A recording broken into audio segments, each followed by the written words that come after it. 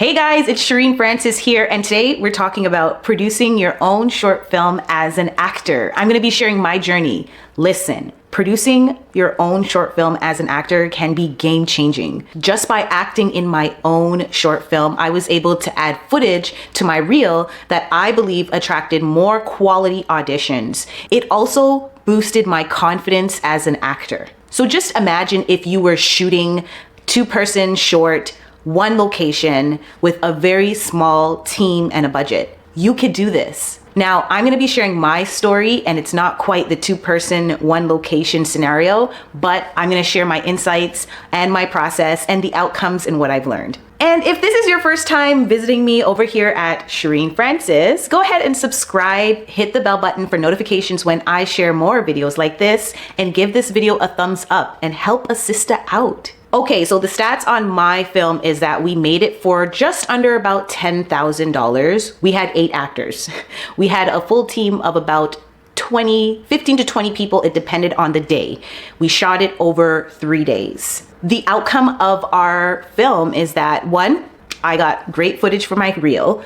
2, I got to showcase it at the Toronto Shorts International Film Festival, which was pretty good. It also attracted more opportunities in my auditions. I feel that my agent was able to pitch me better because I had a stronger reel. And because I leveraged the process, meaning I documented the process, shared it on social media, that sort of thing, I also attracted another acting and directing gig, which I'm super excited about too. So out of this one thing, even though there was so much output involved, I would say the return was amazing and more. The first thing I want to talk about is how we attracted my team and how this even came together. So the biggest thing was that although we spent a tangible amount of about $10,000 on this film, we attracted about $50,000 worth of like free stuff. And I mean like talent, crew,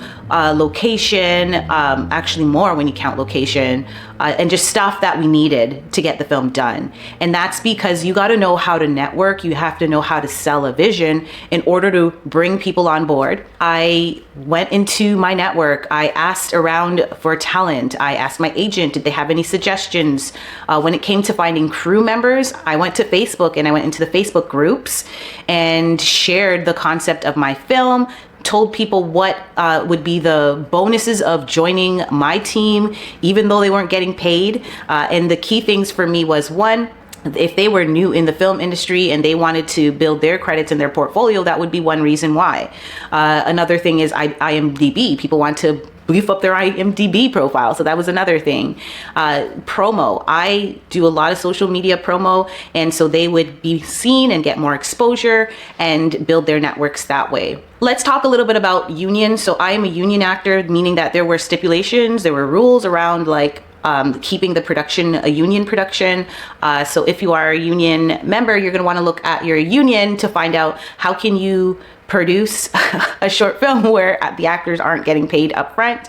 And so what we did here in Toronto, we have our ACTRA Toronto, and we had a co-op. So we did the ACTRA co-op program, and that means all 8 actors all have ownership of this short. Depending on how many lines they have, they would have more or less shares. When it came to crew, we had an agreement in our engagement agreement. So make sure you get your contracts and stuff. There's many templates online. And I got a contract and had it looked over by someone that's in the industry that deals with contracts and things like that. So you just want to make sure that you have another like producing consultant looking over your materials. But basically I agreed with our crew for payment in kind. And what that means is basically if our short film made any money, that we would pay them some of it. I won't go into the very specific details of what that would look like, but basically like, let's say, for example, our short film won a $10,000 prize at a festival. half of that would go to the actors, half of that would be split amongst the crew, and they would be paid and compensated, divvied up to a certain amount. And so that's payment in kind. That's if we profit, we give money. That's pretty much what it is. After you kind of like, while you're building your team, that sort of thing, you also want to be budgeting for your short. And so let's talk a little bit about that. So what you're going to want to do is, after you have your script, you want to break it down. So I broke it down into locations. I broke it down into our shot list. So with the director, we looked at all the types of shots we wanted to get. How long would it take to create that shot? You have to take into consideration the timing of everything, travel, setup, pull down, lunch breaks, right? That sort of thing. So you want to look at your entire shot list. What are the shots that you need? At which location? How long is it going to take to do everything? And then you know like how long your estimated schedule is going to be. And that took a while. That took about, like, I mean, our script is 16 pages long. It took about, I want to say a good 10 hours to complete that task. So once we had the breakdown and knew, okay, on day one, we're going to be at this location for the full day and get all of these shots, have break, lunch, travel time, setup, pull down. Day 2, 3 are going to be like, once you've broken that down, then you can actually start talking about like money. Like, so this location costs this, these props, like art, like all of that stuff. And so that, I think, is the most tedious task of development. And once you have that part done, like, you're good to go. Before I move on, please tell me, what are your tips for development, budgeting, fundraising, financing, making the money? I think this part, I think development is the most challenging, to be honest. Especially as a creator, you already see the video or the film in your mind. You already know what you want to do.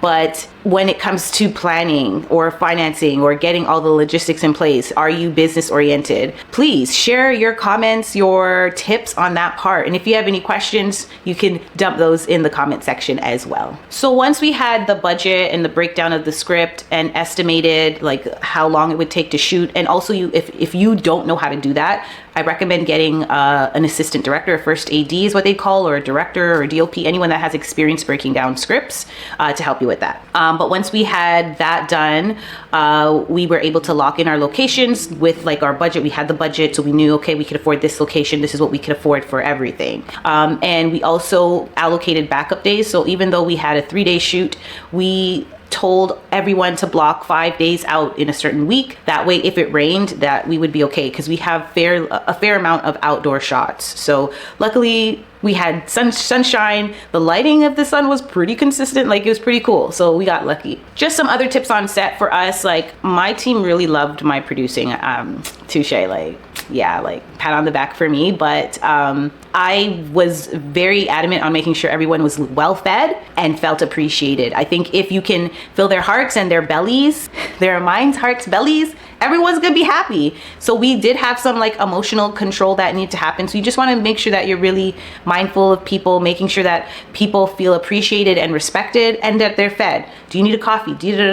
Like, make sure you have a production assistant that's doing that to make people feel welcomed. But pretty much, I mean, I made sure our set was clean. We just came out of the pandemic when we did it. So we didn't have masks on and stuff. We did COVID testing prior to, and we had like Lysol wipes, paper towels, like just the bathrooms were clean all the time. We had people wipe up after themselves in the sink. Like, we were pretty clean on set. Yeah, we didn't do anything spontaneous. Don't do anything spontaneous when it comes to shooting. What I mean by that is, like, before we got to set in development, as I said, we planned out all our shots. So to make sure that we were on track with time, we weren't like, oh, let's add this shot, Only if we had ample time to do it, we would do it. But I recommend that you just stick to the schedule that you created, so that you don't end up running out of time, because this is what happens with a lot of short films that are not planned properly.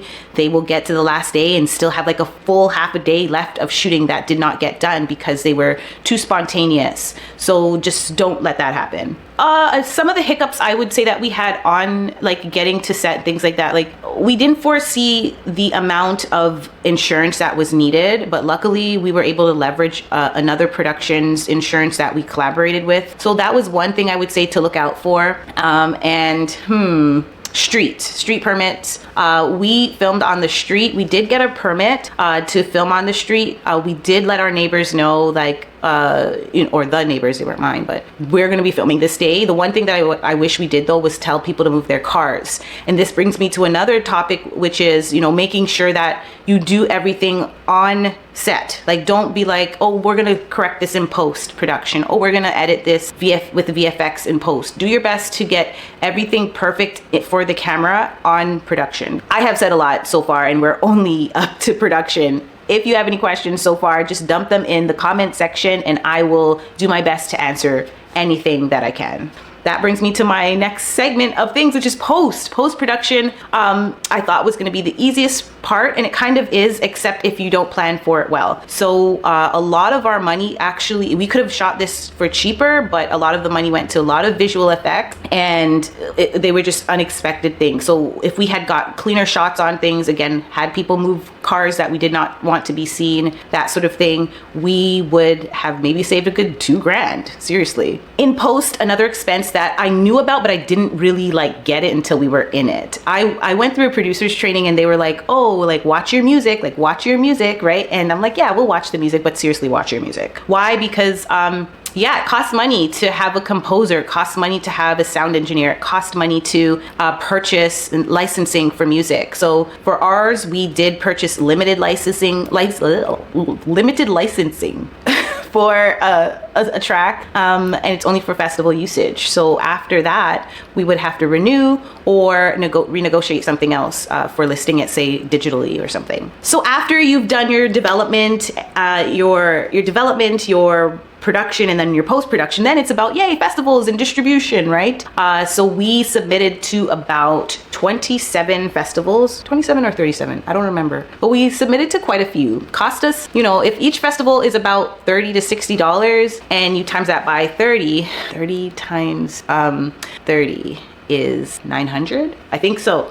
I will put the number here somewhere, but that's what you're looking at. And so yeah, about 1,000 to 2,000, even more. I know people that have spent like $5,000 just on festivals. Anyways, we submitted, and we got into, thank God, the Toronto Shorts International Film Festival. That was awesome. We were a semi-finalist in Short Fest in Toronto, and then we had our film reviewed by shortfilmsmatter.com. So that was awesome.